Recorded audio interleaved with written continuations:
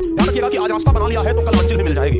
आज रास्ता बना लिया है तो कल मंजिल भी मिल जाएगी। हौसलों से भरी ये कोशिश एक दिन जरूर रंग लाएगी। अगर प्यारे बच्चों आपके अंदर हौसला है, अगर आपके अंदर ताकत है, अगर आपके अंदर जुनून है, अगर आपके अंदर हिम्मत है, तो फिर आप कभी भी रुक नहीं सकते। आप अपने मंजिल तक पहुंच ही जाएंगे चाहे जैसे भी हो। और हाँ, आप मंजिल तक पहुंचे इसके लिए प्यारे बच्चों हम हमेशा हाथ बढ़ाते हैं कि थोड़ा सा आपको सहारा मिल जाए, ठीक है ना। बस हम क्या एक राहगीर के जो रास्ता दिखाने वाले होते हैं ना, बस वो रास्ता दिखाने वाले हमें। आप लोग प्यारे बच्चों राहगीर, आप लोग को रास्ते पर चलना है। हम तो बस रास्ता दिखाते हैं कि भाई इधर से नहीं चलो, इधर से चलो। वो रास्ता हम आपके टीचर बनकर दिखाते हैं, वो रास्ता आपके एक अच्छे दोस्त बनकर दिखाते हैं, वो रास्ता एक अच्छे भाई बनकर दिखाते हैं, चाहे जैसे भी हो, लेकिन वो रास्ता हम आपको दिखाने का प्रयास करते हैं। चाहे आप हमें एक टीचर के रूप में माने, एक भाई के रूप में माने, एक गुरु के रूप में माने, या एक अच्छे दोस्त के रूप में माने, लेकिन प्यारे बच्चों हम हमेशा आपके लिए एक मार्गदर्शक का काम करते हैं, ठीक है ना। ध्यान रखिएगा इस बात को। आज का मोटिवेशन है कि वो लक्ष्य ही क्या जो लोगों को असंभव ना लगे, वो लक्ष्य ही क्या जो लोगों को असंभव ना लगे, और वो सफर ही क्या जो लोगों को पागलपन ना लगे। तो इसलिए अगर कोई कह रहा है कि ये लक्ष्य असंभव है, तो फिर समझिए कि असली मजा उसी लक्ष्य को पाने में है। समझ गए ना।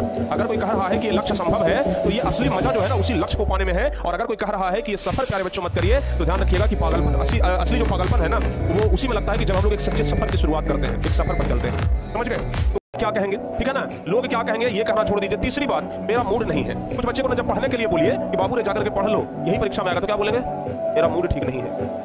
अरे तेरी मूड की ऐसी के तैसी, तुम चल जाओगे मूड के चक्कर में। समझ गए ना। ध्यान रखना भाई, मूड के चक्कर में चल जाओगे। तो इसलिए ना मूड को एकदम शांत रखिए, मूड को अपने बस में रखिए। आप मूड के बस में मत रहिए। समझ गए।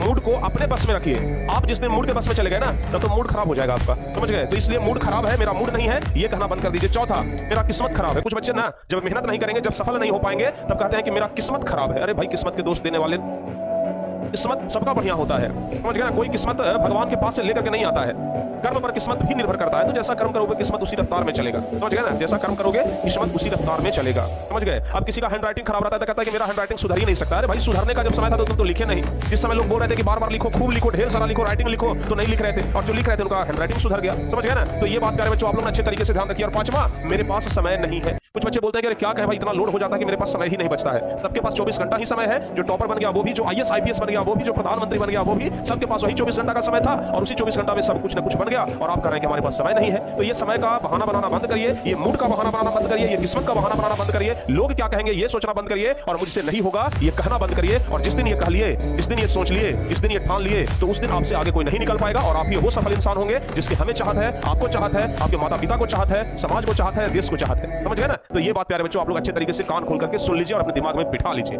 चलिए।